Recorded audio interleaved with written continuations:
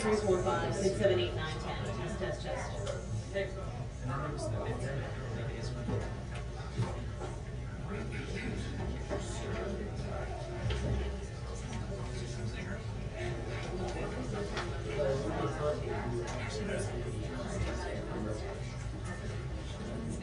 Sorry?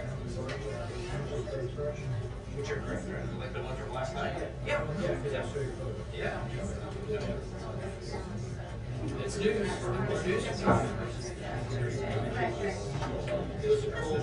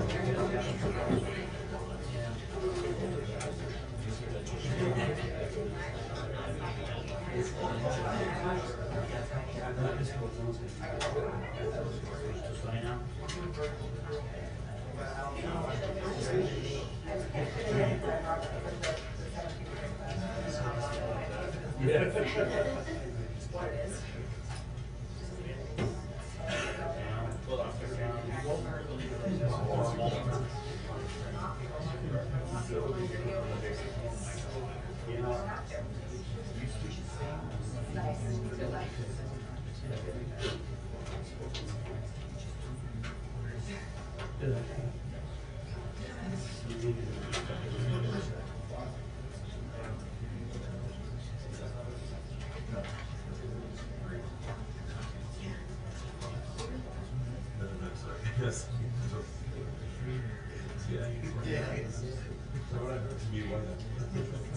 Yeah. Switching it up.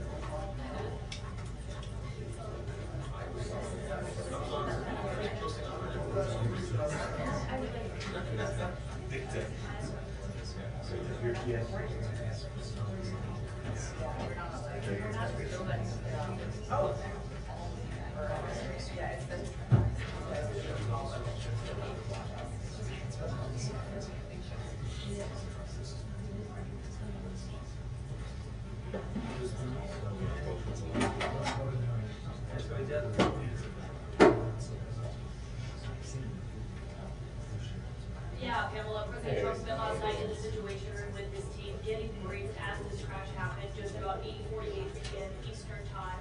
He was being updated by officials throughout the night, posting regularly about the updates that they were getting. Remember, his transportation secretary had only been sworn in a few hours before this crash had happened. He was on the scene at Reagan National Airport last night. He spent several hours at the FAA headquarters here in Washington monitoring these developments. And that search and rescue effort was underway, but unfortunately did not find any survivors, as we are hearing from officials this morning. And so we are gathered here in the briefing room. This was just announced a few hours ago that we are expecting President Trump to come here to this briefing room any moments now. We are expecting top officials to join him here. We just saw the Defense Secretary Pete Hegseth entering the White House grounds earlier today. Obviously, we heard an update from him this morning, given it was a Black Hawk-helicopter that had 3 members of the U.S. military on board that collided with this American Airlines plane. Pete Hegseth said earlier that these were fairly experienced pilots who had been on this plane, 3 crew members in all that were on board, and a lot of questions, as none of them have been identified yet, as we're waiting to hear an update on that, and also from the Transportation Secretary himself, essentially on the status of this investigation that is going to get underway, given this is the deadliest commercial airliner crash in the United States since 2001. And so that will be something that they will be launching an investigation, as we'll be waiting to see what that looks like. Well, we're told that the president will be making remarks before he takes questions here, and there are going to be a lot of questions about what he had to say online last night. He said it was pretty intervented. How did he know that so quickly when the NTSB investigation was not even underway at that point? Does he have information that is not available to the rest of us? The answer to that is surely yes. And so there will be a lot of questions about that, a lot of questions about the use of this airspace, why a training mission was taking place so close to the end of an active runway, whether it was necessary to conduct the location, and with the new Secretary of Defense here as well, will there be changes going forward in the way that these training missions are planned and conducted?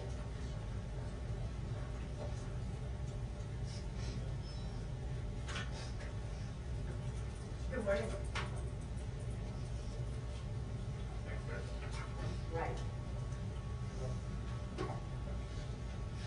Yeah, he put out a couple. There is no confirmed FAA administrator at this moment, and so that's one of the questions that we'll be asking in this briefing today. Who exactly is in control of the FAA right now? Does the president have faith in them? Does he wish that the FAA director who stepped down on the day that he was sworn in, who had been criticized heavily by Elon Musk, does he wish that he had encouraged him to stay on the job? And this is very clear that there are enough FAA officials at a high level in place to handle what they're going to be dealing with over the next few days and weeks. There are so many questions coming up about congestion at Reagan National Airport, new flights being added there every year or two.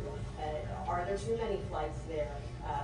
What's the situation with air traffic control staffing? Does that need to be addressed? Air traffic control training? All of these questions are going to come up.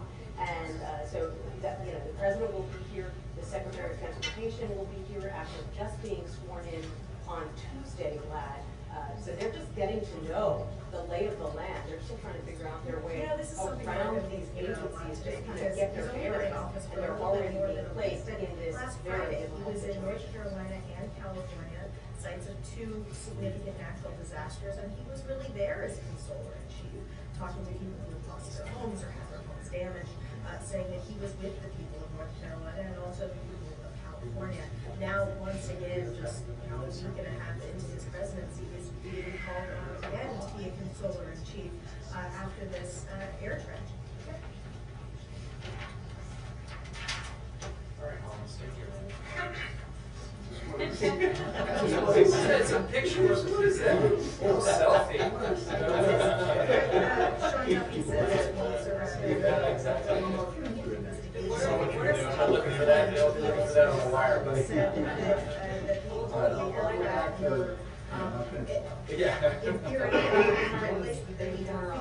What was happening and how it happened. Also, Pete Hegseth, the newly installed defense secretary, put out a video statement this morning. He talked about it as well because there was this Army helicopter involved. He said that the crew was fairly experienced and that they were on a required annual night evaluation and they did have night goggles.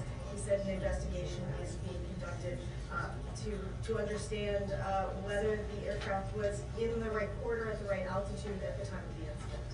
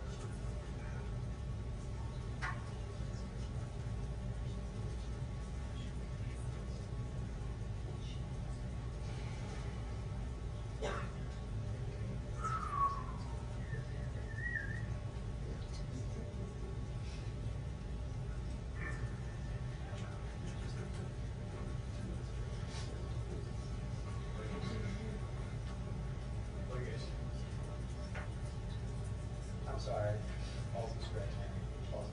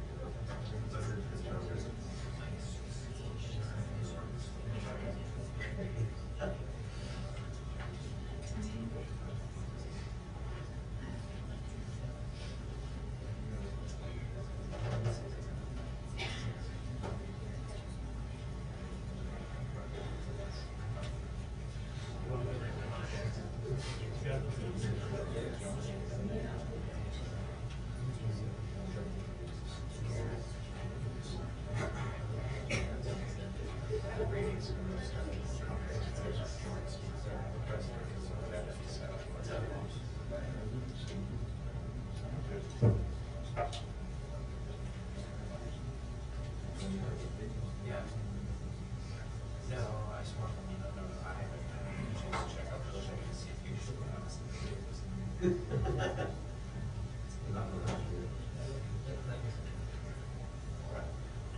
let me know, and now you know if they want to sit somewhere else, just to let me know. Otherwise, I need to change my plans. All right. 2-minute warning. You have a 2-minute warning. You see 2-minute warning, that's a 2-minute warning of the president. Yeah.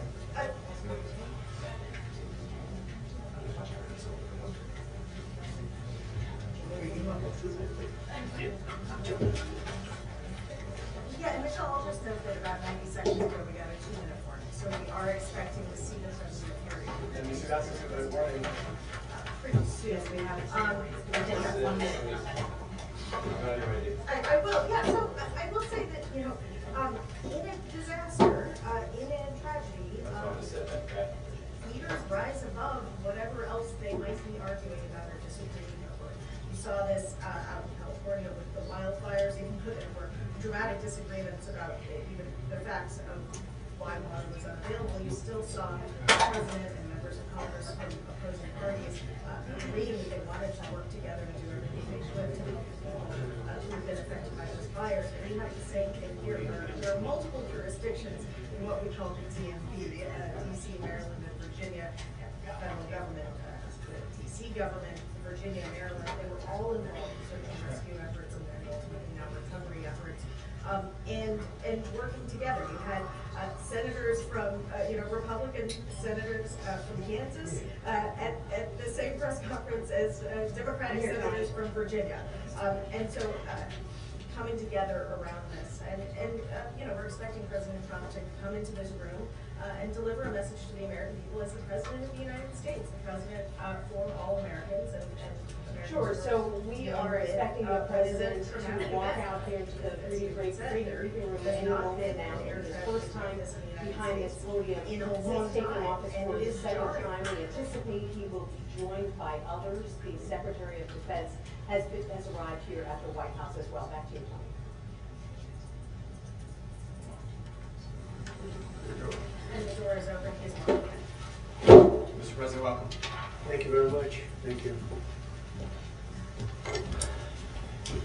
I'd like to request a moment of silence for the victims and their families, please.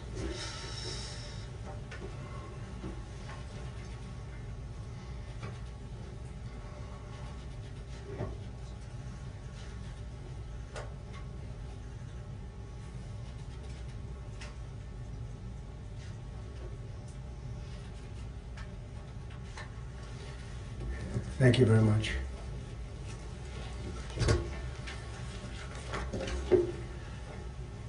I speak to you this morning in an hour of anguish for a nation.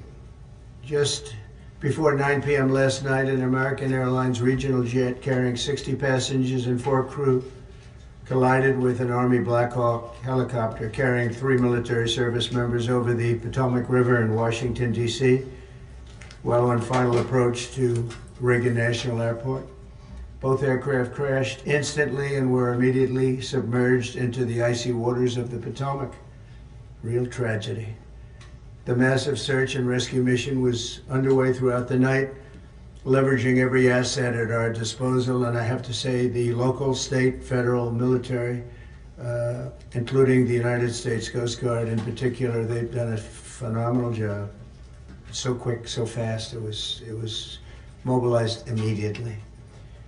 The work has now shifted to a recovery mission. Sadly, there are no survivors. This was a dark and excruciating night in our nation's capital and in our nation's history, and a tragedy of terrible proportions. As one nation, we grieve for every precious soul that has been taken from us so suddenly, and we are a country of we are in mourning. This has really shaken a lot of people, including people very sadly from other nations who were on the flight. For the family members back in Wichita, Kansas, here in Washington, D.C., and throughout the United States and in Russia, we have a Russia contingent of very talented people. Unfortunately, we're on that plane. Very, very, very sorry about that. whose loved ones were aboard the passenger jet, we can only begin to imagine the agony that you are all feeling. Nothing worse.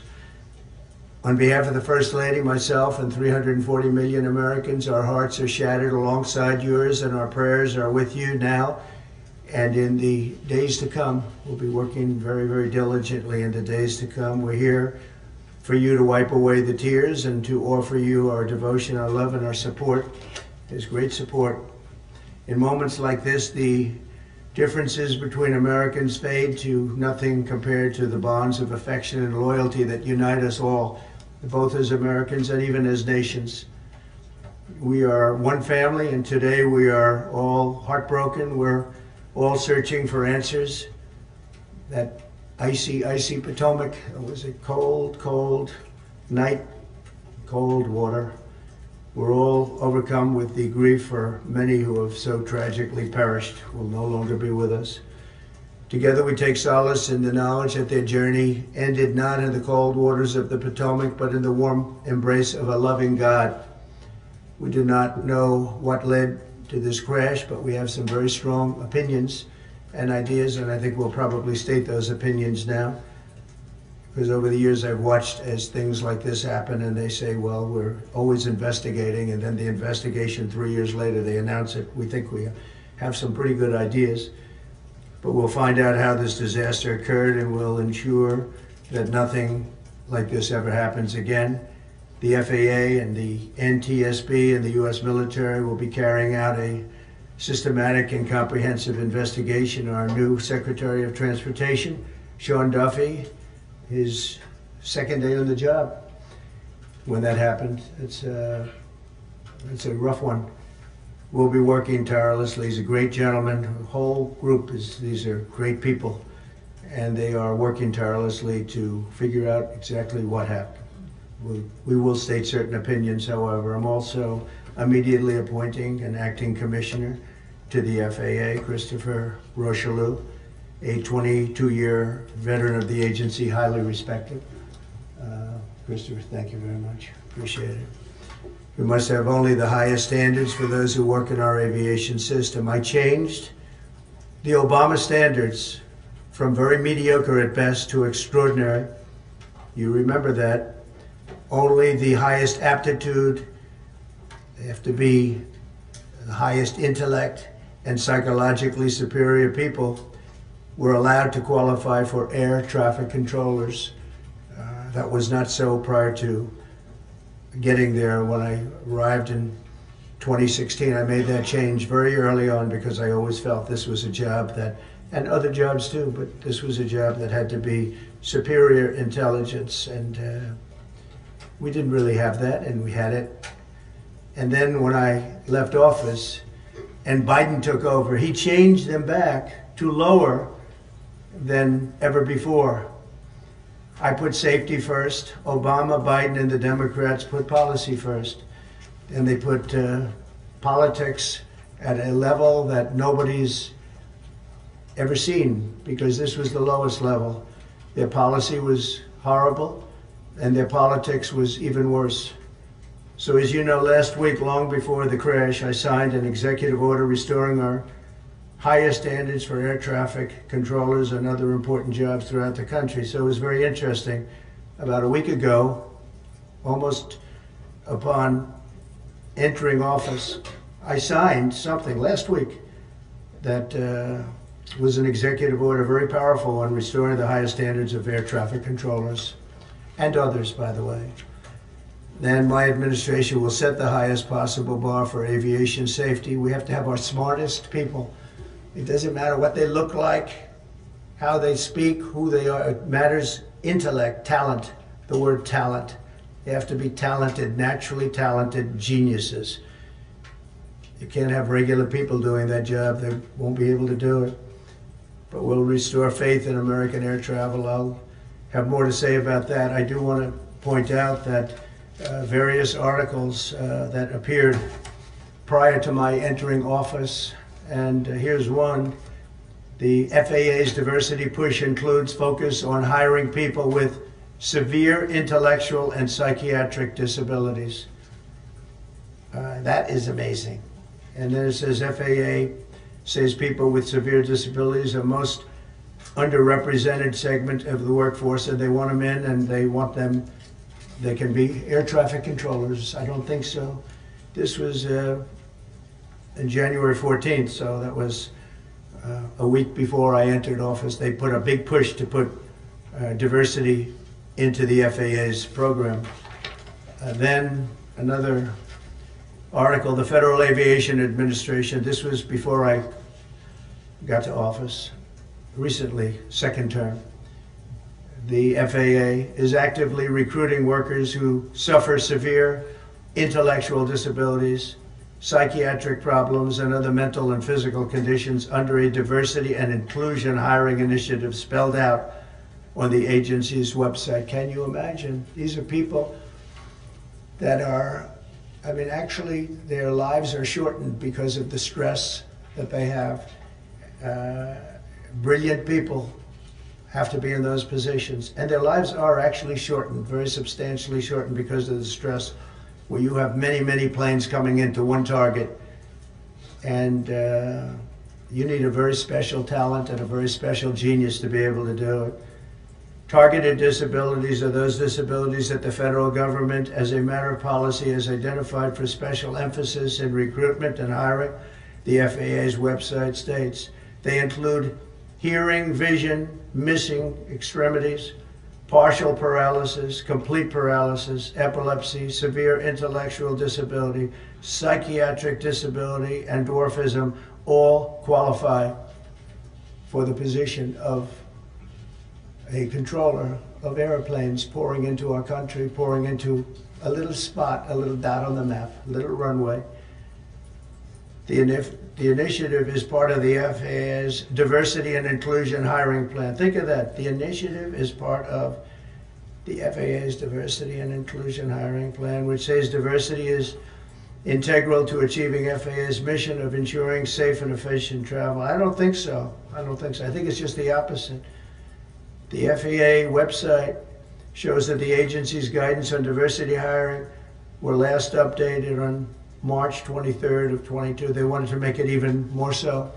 And then I came in, and I assume maybe this is the reason. The FAA, which is overseen by Secretary Pete Buttigieg, a real winner. That guy's a real winner. Do you know how badly everything's run since he's run the Department of Transportation?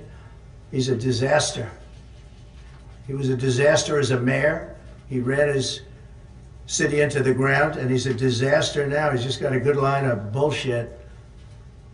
The Department of Transportation, his government agency charged with regulating civil aviation. Well, he runs it, 45,000 people, and he's run it right into the ground with his diversity.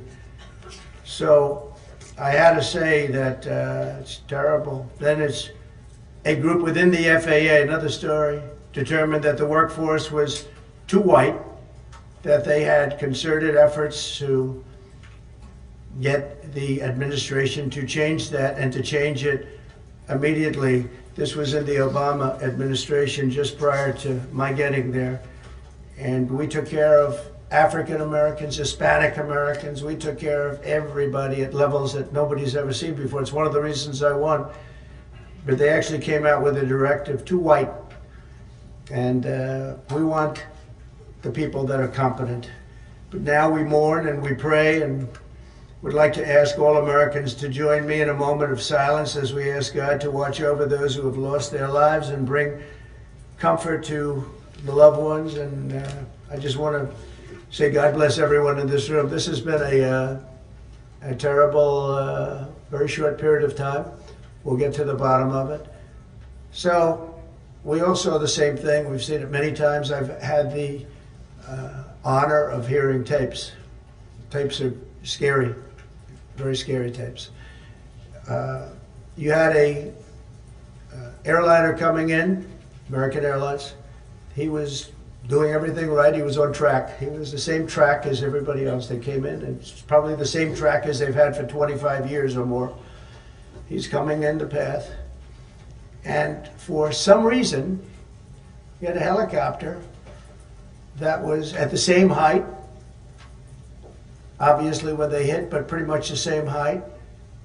and going at an angle that was unbelievably bad.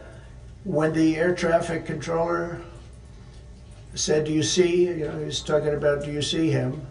But there was very little time left when that was stated. And then also he said, "Follow him in," and then almost immediately after that, you know, seconds after that, there was the crash that took place. Well, you follow him in, that means like everything's fine, follow him in.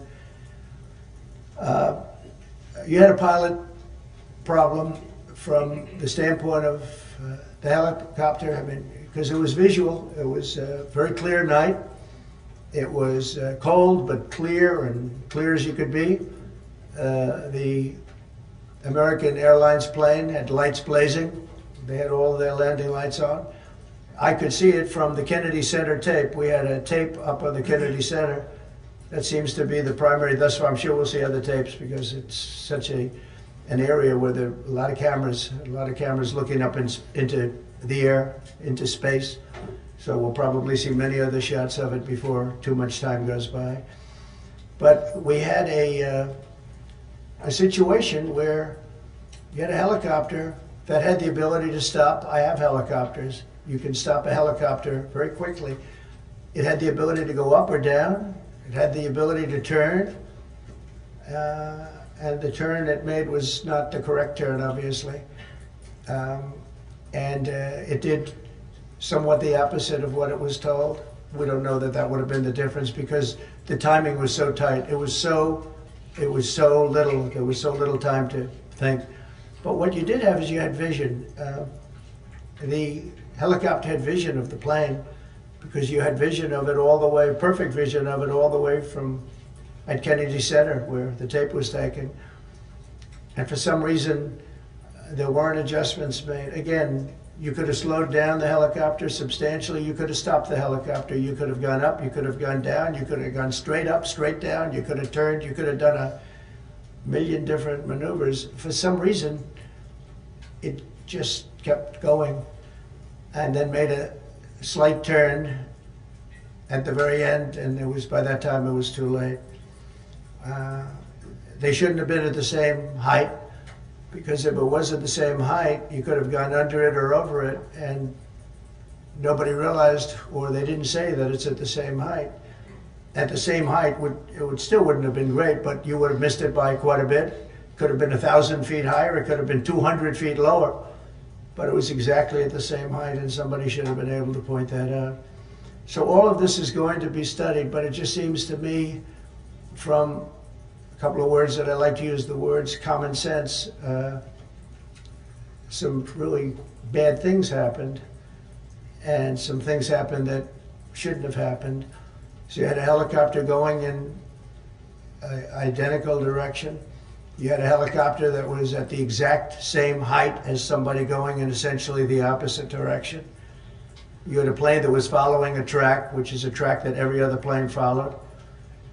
And I don't imagine, I know I've heard today that they might have been following the preceding plane, which was pretty close, but not that close, the preceding plane. But you wouldn't have even been able to see that because of the direction that the helicopter was coming in at. So you had a confluence of bad decisions that were made.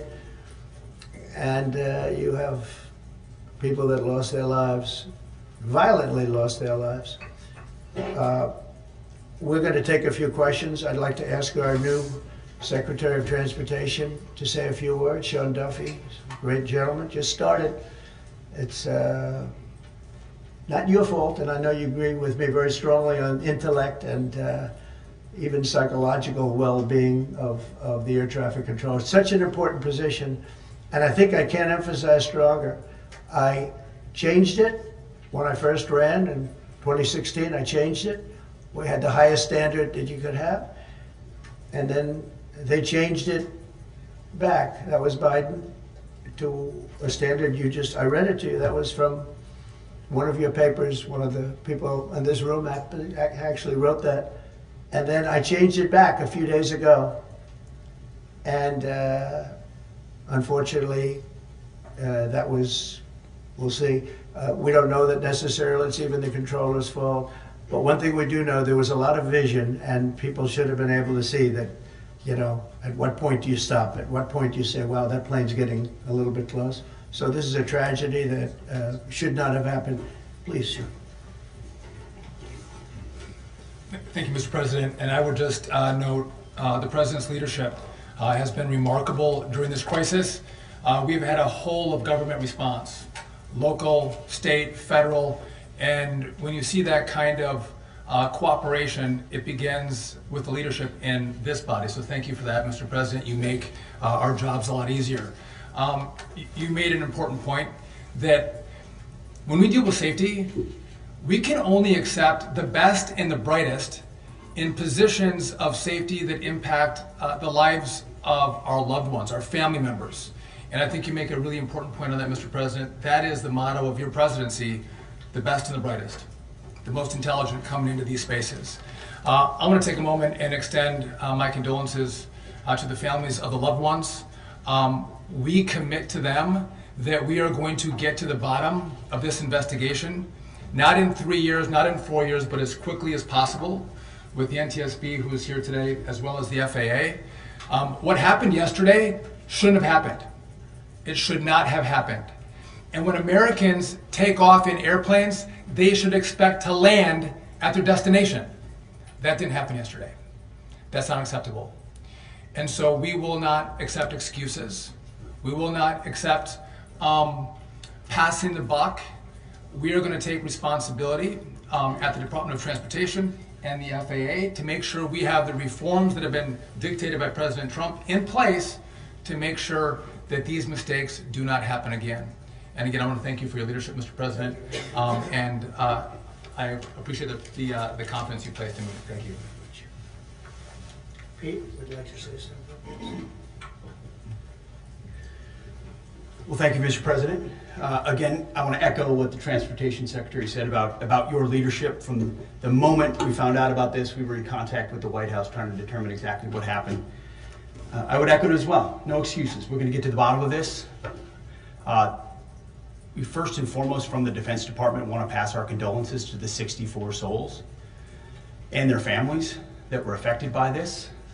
Never should happen. And certainly the 3 service members, the 3 soldiers, a young captain, staff sergeant, and the CW2, Chief Warrant Officer, on a routine annual retraining of night flights on a standard corridor for a continuity of government mission. The military does dangerous things, it does routine things on the regular basis. Tragically, last night, a mistake was made. I think the President is right.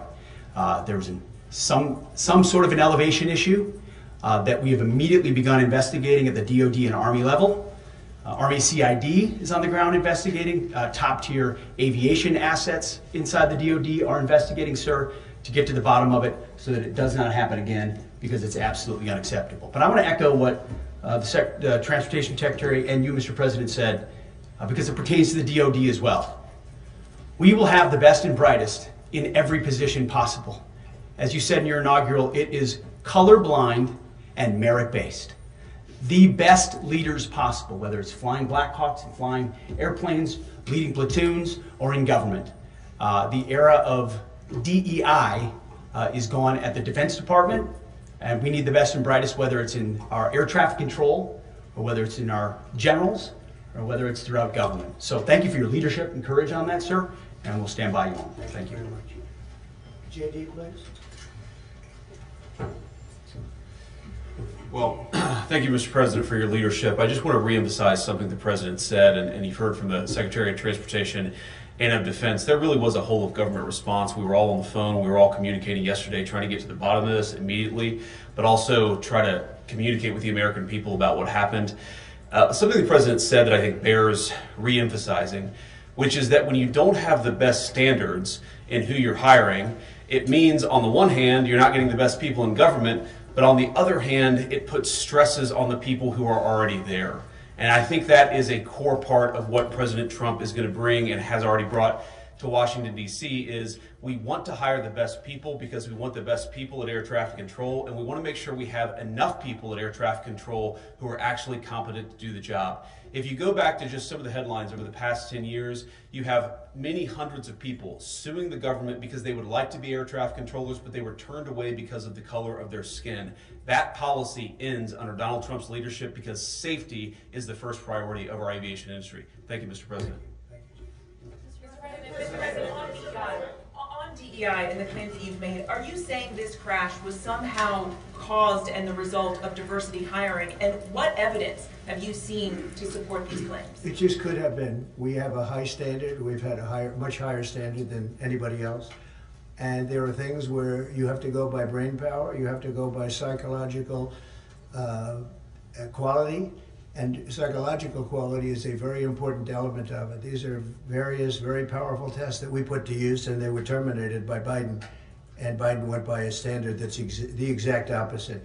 So we don't know, but we do know that you had two planes at the same level. You had a helicopter and a plane. That shouldn't have happened.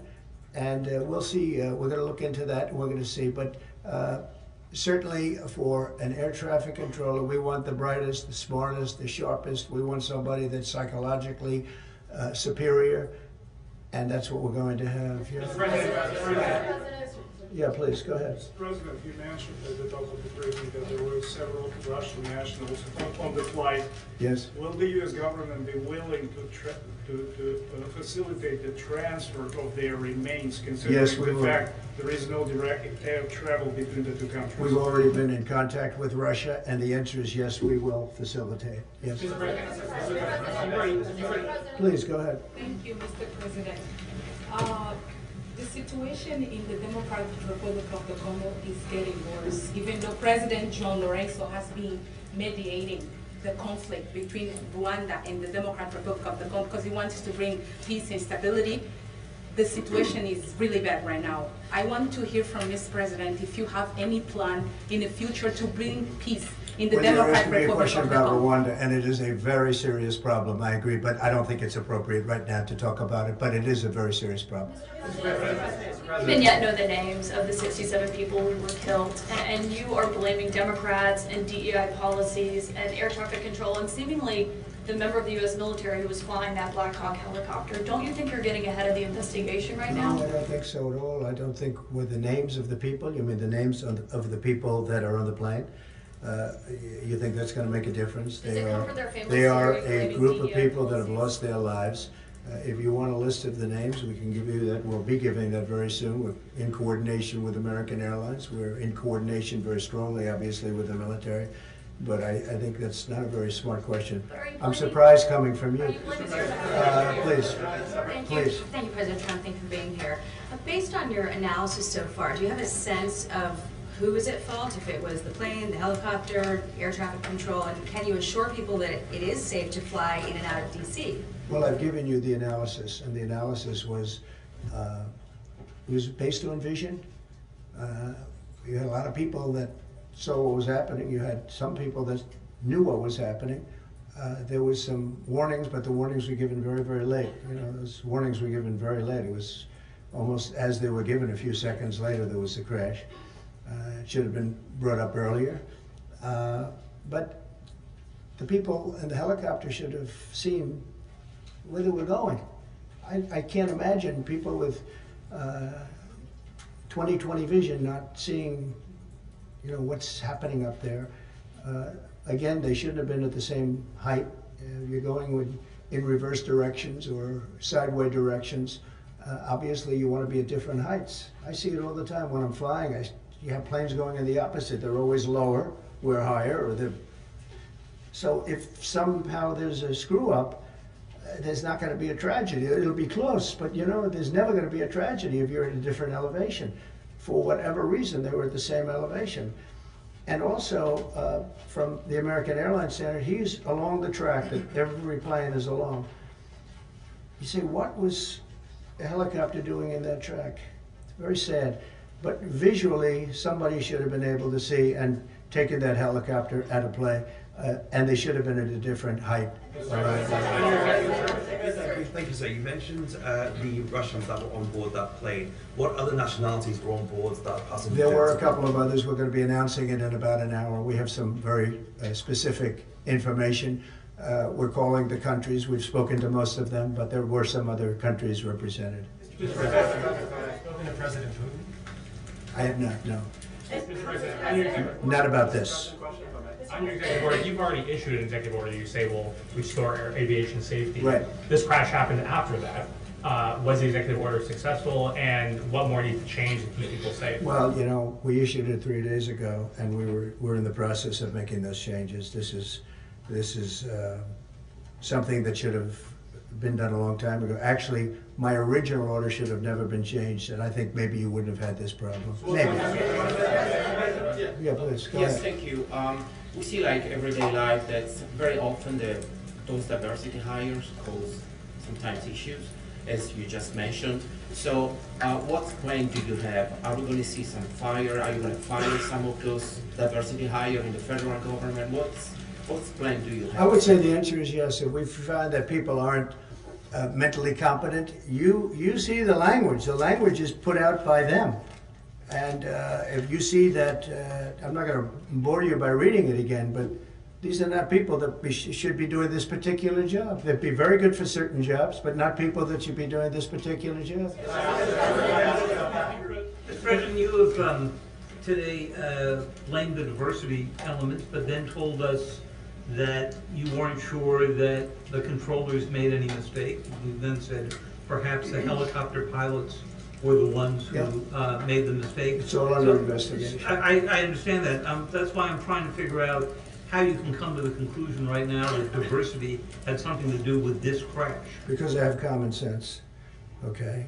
And unfortunately, a lot of people don't. We want brilliant people doing this. This is a major chess game at the highest level.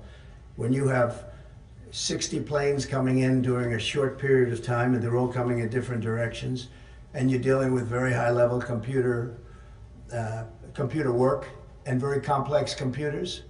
And one of the other things I will tell you is that the systems that were built, I was going to rebuild the entire system, and then we had an election that didn't turn out the way it should have. But they didn't build the systems properly. They spent a lot of money renovating a system, spending much more money than they would have spent if they bought a new system for air traffic controllers, meaning the computerized systems. There are certain companies that do a very good job. They didn't use those companies. They used companies that should not have been doing it. No, I think it's very important to understand that for some jobs, and not only this, but air traffic controllers, they have to be at the highest level of genius. Okay. I want to ask you about the ice skaters in a moment because the U.S. Ice Skating Committee was affected. But first, if I can, the cited FAA text that you read is real. But the implication that this policy is new or that it stems from efforts that began under President Biden or the Transportation Secretary Pete Buttigieg is demonstrably false. It's been on the FAA's website. No, it's on the website, the FAA's website. It was there in 2013. It was there for the entirety. What I read. It was there for the entirety of your administration too. So my question is, why didn't you change the policy during your first administration? I did change it. I changed the Obama policy, and we had a very good policy. And then Biden came in and he changed it. And then when I came in 3 days ago, I signed a new order bringing it to the highest level of intelligence. Okay. Please. Quiet. Welcome back to the. I'm sorry. You mentioned that a vision was probably the problem that was at issue in this crash. There's been some reports that one of the pilots in the helicopter may have been using night vision equipment. Was there any indication? We don't know. We're going to know that pretty soon. It may change your view plane if you do have the night vision. So it's very possible that could have happened. That would be maybe a reason why you wouldn't actually see as well as on a clear night. You can see sometimes better without it. Mr. President, is it helpful to have your Secretary of Transportation confirmed, and does this intensify your interest in getting other nominees confirmed quickly? Is it helpful to have your Secretary of Transportation confirmed, and does this intensify your interest in getting other nominees confirmed quickly as well? Well, sure. We want fast confirmations, and the Democrats, as you know, are doing everything they can to delay them. They've taken too long. We're we're struggling to get very good people that everybody knows are going to be confirmed, but we're struggling to get them out faster. We want them out faster. It's a good question, actually. We've been pushing Sean. Everyone knows Sean for a long time. He got many, many Democrat votes, but they want to take as long as they can. They ask questions like some of the questions that Peter would ask that were totally irrelevant and not very good questions, but they want to just keep it going. They want to keep it going as long as possible. I was very honored, actually, that you got so many Democrat votes. That was really good. That was really good. When I try to meet with the families, and second question, is it your impression that military training that was done during that time? The what? The training that the helicopter was involved in. Is it anything you can tell us about that? You don't know. These are the things that will come up with the investigation. You don't know, but the helicopter obviously was in the wrong place at the wrong time, and a tragedy occurred. Please. I've got a question about the... No, go ahead, please. Thank you, Mr. President. You've been critical of the current regulations, and you've called for big reforms at FAA. I'm curious, sir, I made the reforms, actually. What is your message? 3 days ago, I made them. Yes, sir. What is your message then to the American public in the weeks and months ahead? Should they feel hesitant to fly? And if you could clarify perhaps something that the Defense Secretary said when he said that this helicopter was on a continuity of government mission? I don't know what that refers to, but they were practicing. They do that. They call it practicing, and they were, and that's something that should be done. It's only continuity in the sense that we want to have very good people, and that has to be in continuity, and that's what they refer to. But it was basically practice, and it was a practice that worked out very, very badly. Okay? On his question, the first question, should people be hesitant to fly right now? No, not at all. I do not hesitate to fly. This is something that it's been many years that something like this has happened, and the collision is just something that we don't expect ever to happen again. We are going to have the highest level people. We've already hired some of the people that you've already hired for that position long before we knew about this. I mean, long before. From the time I came in, we started going out and getting the best people because I said it's not appropriate what they're doing. I think it's a tremendous mistake. You know, they like to do things and they like to take them too far, and this is sometimes what ends up happening. Now, with that, I'm not blaming the controller. I'm saying there are things that you could question, like the height of the helicopter, the height of the plane being at the same level and going in opposite directions. It's not a positive. But no, we're already hiring people. No, flying is very safe. We have the safest flying anywhere in the world, and we'll keep it that way. Thank you all very much. Thank you very much.